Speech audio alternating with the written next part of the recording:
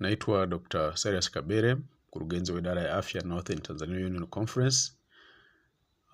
Nichukue nafasi hii kuungana nawe kumshukuru Baba yetu wa mbinguni kwa kutulinda tangu mwanzo wa mwaka huu hadi sasa tunapoelekea mwisho wa robo hii ya kwanza.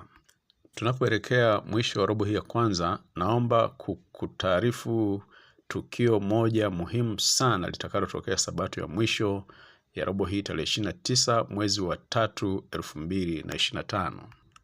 Sabato hii maalum ya kufunga robo imetengwa rasmi na kanisa letu kwa ajili ya makanisa yote na waumini na marafiki kuungana pamoja, kuweka nguvu pamoja, kuchangia upanuzi wa chuo chetu cha uuguzi na ukunga kilichoko Heri mkoani Kigoma.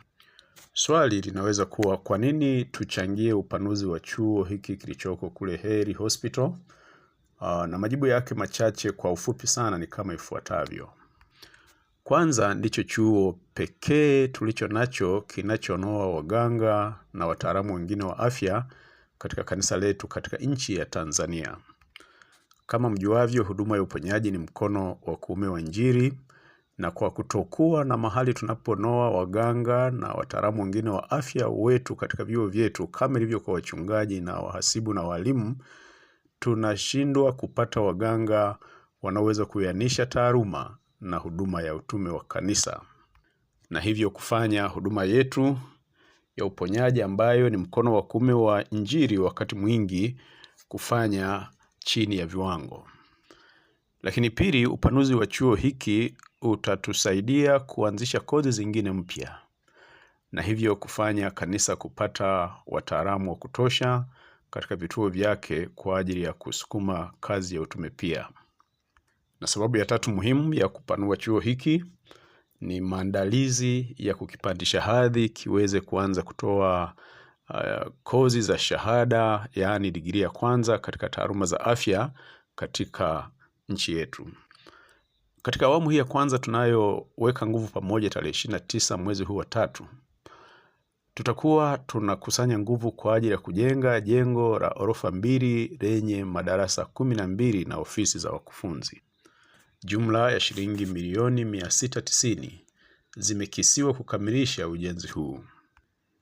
Na kwa sababu ni ujenzi, tunachohitaji zaidi ni vifaa vya ujenzi. Kama unaweza kutupatia kokoto, unaweza kutupatia simenti, unaweza kutupatia nondo, unaweza kutupatia mchanga, unaweza kutupatia fedha, mabati, rangi na kadhalika. Vyote hivyo tunavyohitaji kwa ajili ya ujenzi, kwa kiwango chochote utakachotoa vitatumiwa kwa kusudi lililokusudiwa.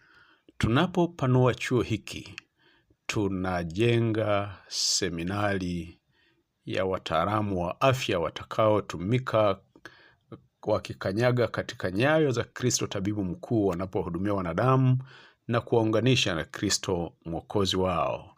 Tafadhali jipange kwa ajili ya tarehe 29 mwezi wa 3 2025 kwa ajili ya kutoa kwa furaha. Tujenge chuo chetu mahali pa kunolea wataalamu wetu wa afya, na Bwana kubariki. Ukipata ujumbe huu tafadhali mshirikishe na mwenzako. Karibu.